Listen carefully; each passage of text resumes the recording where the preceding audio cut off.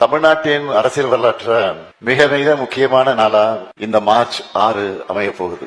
கடந்த காலத்தையும் நிகழ்காலத்தையும் மட்டுமல்ல, எதிர்கால தமிழ்நாட்டையும் மனசுல வச்சு இந்த தமிழ்நாடு 2030 கனவுகள் மெய்ப்படும் நிகழ்ச்சியை உருவாக்கி இருக்கிறோம். ஒவ்வொரு துறையிலும் அமைச்சர் பெருமக்கள், துறையினுடைய அதிகாரிகள், கடநிலை அரசு ஊழியர்கள் வர அரசு திட்டங்களை சிறப்பாக செயல்படுத்தி அதன் பயன்களை மக்களுக்கு கொண்டு சேர்ப்பதை காட்டி வரக்கூடிய அர்ப்பணிப்பு உணர்வும் அயராத உழைப்பும் நிர்வாக திறனும் தமிழ்நாட்டை அடுத்த கட்ட வளர்ச்சிக்கு உயர்த்தி இருக்கு. கடந்த 5 ஆண்டுகள்ல மக்கள் அடைஞ்சிருக்கக்கூடிய மகிழ்ச்சி தான் நான் மகிழ்ச்சியாக இருப்பதற்கு காரணம். நம்ம திட்டங்களால பயனடையாத குடும்பங்களை தமிழ்நாட்டில் இல்லைன்னு சொல்லக்கூடிய அளவுக்கு ஒவ்வொரு தரப்புக்கும் பார்த்து செஞ்சிருக்கிறோம். சூழ்நிலைகள் எதிராக இருந்தாலும் அதை தன்வசப்படுத்தி செல்வதுதான் என்னுடைய ஸ்டைல். பெரிதினும் பெரிது கேள் என்ற அடிப்படையில நெகட்டிவ்களையும் பாசிட்டிவா மாத்தி தமிழ்நாட்டின் அடுத்த கட்ட வளர்ச்சிக்கான எனது தொலைநோக்கு பார்வை, அதாவது தமிழ்நாடு 2030 14 முக்கிய அம்சங்களை என் மக்களுக்கு நான் அறிவிக்க விரும்புகிறேன். முதல் துறை வீட்டு வசதி துறை. நம் கனவு, நம் வீடு, நம்ம தமிழ்நாடு. தமிழ்நாட்டில் இருக்கிற ஒவ்வொரு குடும்பத்திற்கும் ஒரு முகவரி இருக்கணும். ஒவ்வொரு முகவரியும் ஒரு இணைய இல்லமாக திகழணும். 2வது துறை மருத்துவம் மற்றும் மக்கள் நல்வாழ்வுத்துறை. நலமுடன் தமிழ்நாடு 2030 தேவைப்படும் அனைவருக்கும் போதிய மருத்துவ காப்பீடு கிடைக்க உரிய நடவடிக்கை எடுக்கப்படும். அடுத்து 3வது துறை வேளாண்மை மற்றும் உழவர் நலத்துறை. வேளாண்மை செழிப்பின் கண்ணியத்தின் வளர்ச்சி அடையாளம். 4வது துறை பள்ளி கல்வித்துறை. ஒவ்வொரு பள்ளியும் அறிவின் ஆலயமாக இருக்கிறது.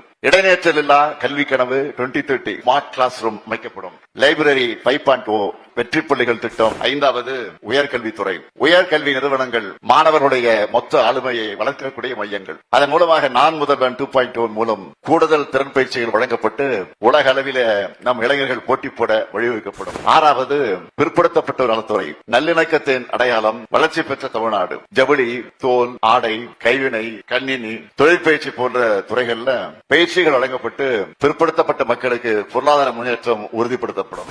7வது ஆதிதிராவிட நலத்துறை.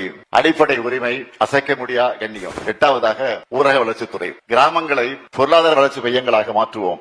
உத்தமர் காந்தி மாதிரி கிராமங்கள் திட்டம். 9வதாக தொழில்துறை. தமிழ்நாடு இந்தியாவுடைய பொருளாதார வல்லரசாக இருக்கிறது. அதற்கு எங்க இலக்கு 18 லட்சம் கோடி ரூபாய் முதலீடு, 50 லட்சம் இளைஞர்களுக்கு வேலை வாய்ப்புகள். தமிழ்நாட்டின் ஏற்றுமதி 120 பில்லியன் டாலராக உயர்ந்து உலக வணிக வரைபடத்தில் தமிழ்நாடு இடம் பிடிக்கும். 10வது கால்நடை பால்வளம் மற்றும் மீன்வளத்துறை. நம்முடைய உயிர்வளம் காப்போம். அலைகளோடு போராடி வர வாழக்கூடிய 10 லட்சத்திற்கும் மேற்பட்ட மீனவர் குடும்பங்களை வாழ்வாதாரம் மேம்படுத்தப்படும். 11வது நகராட்சி நிர்வாகத்துறை. உட்கட்டமைப்பில உலக அளவில் உயரக்கூடிய நம் நகரங்கள். 2030 ஆண்டில் தமிழ்நாட்டின் நகர்பகுதிகளில் 20 விழுக்காடு பசுமை பகுதிகள் பூங்காக்கள் இருக்க நடவடிக்கை எடுக்கப்படும். 12வதாக MSME துறை. 2030 ஆண்டில் இந்த துறை சார்பாக 5 சிறப்பு தொழில் குழுமங்கள் அமைக்கப்படும். 13வதாக நெடுஞ்சாலைத்துறை. நவீன சாலை தொழில்நுட்பம், AI கண்காணிப்பு, இன்டெலிஜென்ட் டிரான்ஸ்போர்ட் அந்த சிஸ்டம் ஆகியவற்றால் நம் பாலங்கள், சாலைகளின் ஆயுட்காலம் நீட்டிக்கப்படும்.